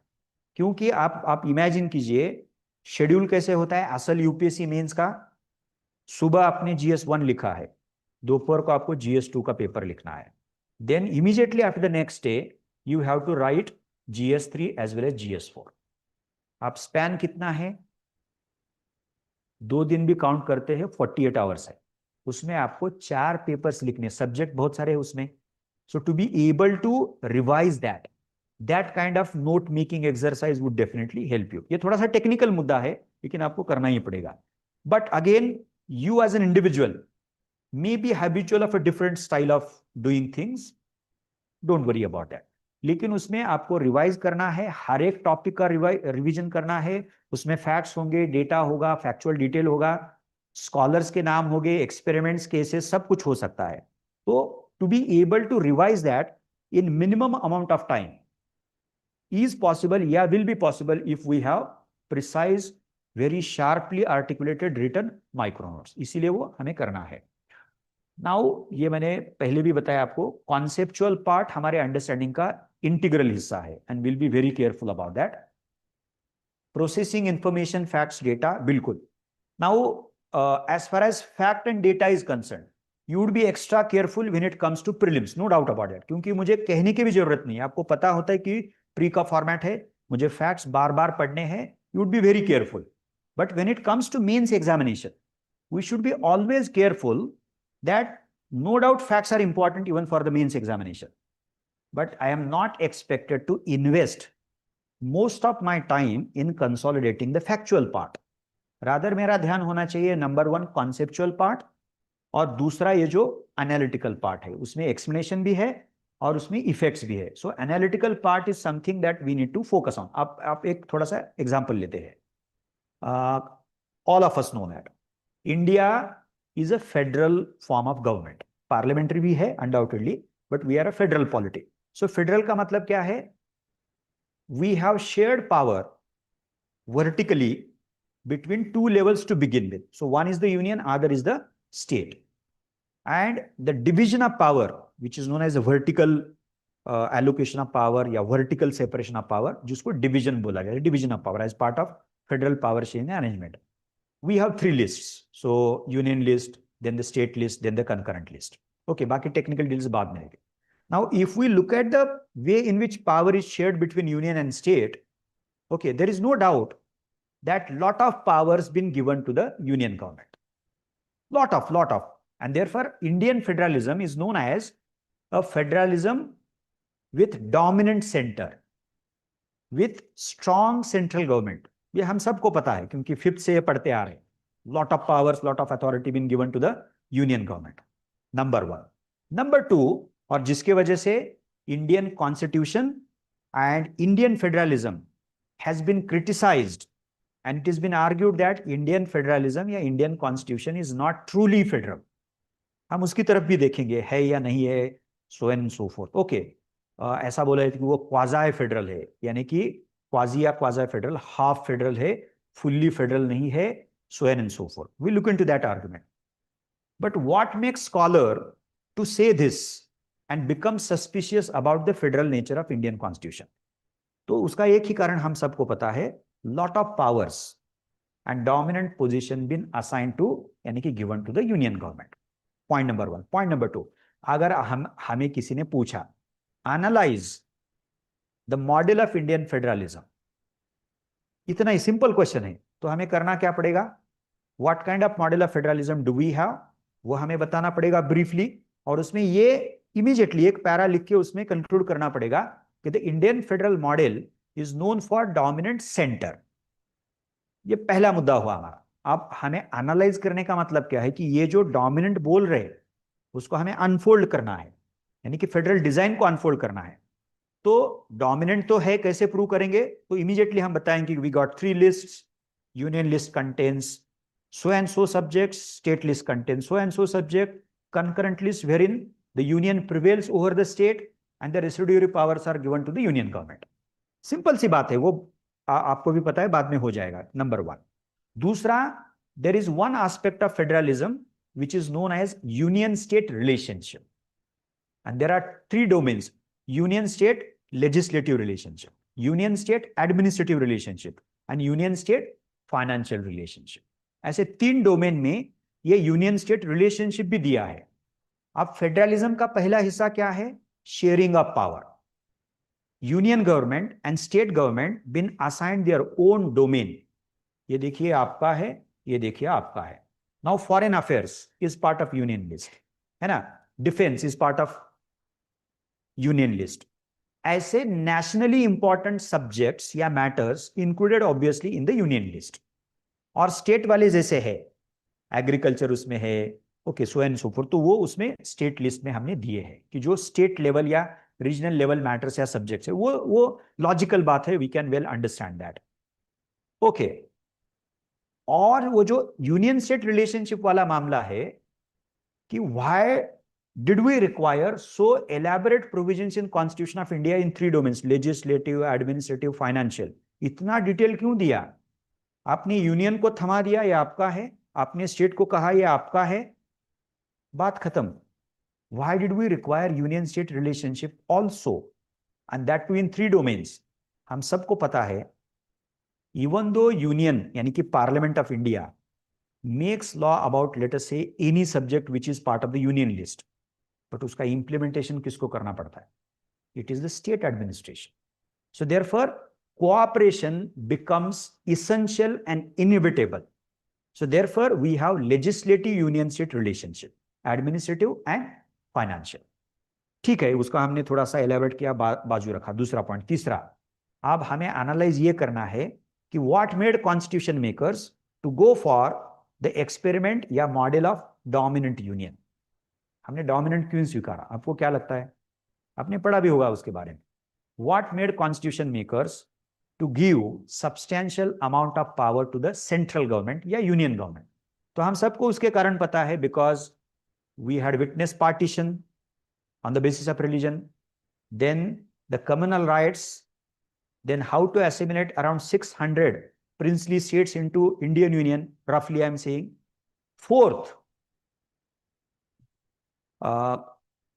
challenge from, हाँ वो तो ठीक है, वो है उसमें, yes definitely, within challenge from 2 centers of the ideological poles. So one from the right, and Mr. Godse killed Gandhi. हाँ yes, आप चैलेंज, आप इस्तेमाल, father of our nation was killed, है ना। यानी कि what kind of rightist ideology and the Hindutva ideology we were faced with, right after independence, जनवरी 48 में हुआ है वो, है ना। तो हम समझ सकते। And then there was also challenge from the radical left. आप मॉडर्न इंडिया में पढ़ोगे, आपने पढ़ा होगा तेलंगाना मूवमेंट, है ना। तो ये भी एक चैलेंज था। Then we were a deeply exploited economy, and the challenge of developing our society, sectors of economy, so on and so forth, itself was a biggest challenge. Okay, इतना ही काफी है मेरे ख्याल से। All these factors loom large and made the constitution makers to think about the kind of federal setup they were going to have, yeah, federal model they were going to have, and they thought it essential to ensure, to safeguard, to protect unity and integrity of a newborn nation state. उसकी वजह से हमारा federalism strong centre वाला model बन गया है। That is how we are suppose to analyse. पहला part हुआ, लेकिन उसके प्रॉब्लम्स भी निकले हैं ना, because the purpose for which the central government was given dominant position, has that purpose been kept? The spirit behind that? No, the spirit always been violated by all parties. Doesn't matter, we have BJP, we have Congress, जो भी सत्ता में गई है ना centre में, तो उन्होंने डोमिनेंट, उनको पता है कि उनका स्थान तो डोमिनेंट है, that is what the constitutional design we have, and that अब देखिए आर्टिकल 356 का इंप्लीमेंटेशन देखिए, the office of the governor देखिए, and so many other provisions were in the union government is very very dominant. तो ये analysis होगा उसका। So mains में कॉन्सेप्चुअल पार्ट पे ज्यादा ध्यान देना है, and then the analytical part. Factual पे देना है ध्यान, लेकिन हमारी एनर्जी उसमें ज्यादा कंज्यूम नहीं करनी है। You will read it twice, then process that, and keep telling yourself कि ये प्री में आने वाला है, मुझे उसको बार बार पढ़ना पड़ेगा। तो ध्यान उस चीजों पे हमें देना है। Okay, current and contemporary, yes. So our notes are quite updated, and along with that, we provide the current material. Don't worry about that. Along with the classes, okay. Yes, इसके बारे में मैंने आपको कहा, micro notes are compulsory for the mains and you can come up with what, very little micro notes for the pre examination, but mains के लिए बहुत ही इंपॉर्टेंट है. Okay, and while making micro notes, do not do that while reading something for the first time, yeah, even the second time. If you read something for the third time, you are better placed to come up with precise, very sharp, okay, micro notes. Simple है. हाँ, किसी को लगेगा कि नहीं sir मुझे तीसरी बार पढ़ना ही नहीं है, पहली बार पढ़ते वक्त पूरा समझ में आता है, दूसरी बार पढ़ते वक्त कुछ बचा ही नहीं होता है, जो इंपॉर्टेंट है मुझे समझ में आता है, then you can end up writing only those important points from the source. Revisions, yes, अब मैंने संडे काउंट नहीं किया था प्लानिंग में. दो entire Sunday is to be used for the purpose of revision. जितना भी आप मंडे से लेकर सैटरडे करोगे तो आपको उसका रिविजन करना पड़ेगा. Okay, revisions are must. दूसरा एक है, now UPSC 27 Monday to Wednesday you will be doing optional. What you can do on the end of that first part of week, that is Wednesday, can you reserve at least 1 hour on Wednesday to revise whatever you read on Monday, Tuesday, Wednesday. Similarly, you can set aside maybe 1 hour या couple of hours on Saturday as well. जो आपने GS का Thursday किया है, Friday किया है, Saturday किया है. So 2 spots for the revision and along with the entire Sunday. पूरा का पूरा संडे आपको करना है. और डेली भी एक काम कीजिए, before you go to sleep, आप 11:30 बजे 12 बजे जितना भी है, तो before you go to sleep half an hour उसके पहले, ओके, आपने आपने सब कुछ बंद किया है, and just try to recollect whatever you have read on the given day, studied on the given day. Just try to recollect, और बाजू वो सोर्स जो रखिए, अगर वो रिकलेक्ट नहीं हो रहा तो फटाक से देखिए उसको, and then try to remember and recollect that. So daily revision twice a week, one on Wednesday, the other on Saturday, and पूरा संडे आपको रिविजन को इस्तेमाल करना है. Now you can come up with your own format, it's not like that. I just share three sort of formats of revision. Okay, answer writing it is must, और जैसे जैसे एक एक चैप्टर हर एक सब्जेक्ट का खत्म होगा तो उसको आपको करना है. लेकिन उसमें करना क्या है, वो मैंने बोले 3 sources, 3 cycles, micro notes, then answer writing. वो बिना करके आंसर राइटिंग मत कीजिए, because you would end up writing anything. जो नहीं है वो भी आप लिख के लाओगे, तो वो मत कीजिए. So let us try to be as meticulous as possible. Okay, focus on building critical thinking ability. ये तो इतना इंपॉर्टेंट है, इतना इंपॉर्टेंट है. हाँ, और हम सब में क्रिटिकल थिंकिंग एबिलिटी है. वी हैव टू, सिंपल सी भाषा में क्या है, let us not take anything for granted.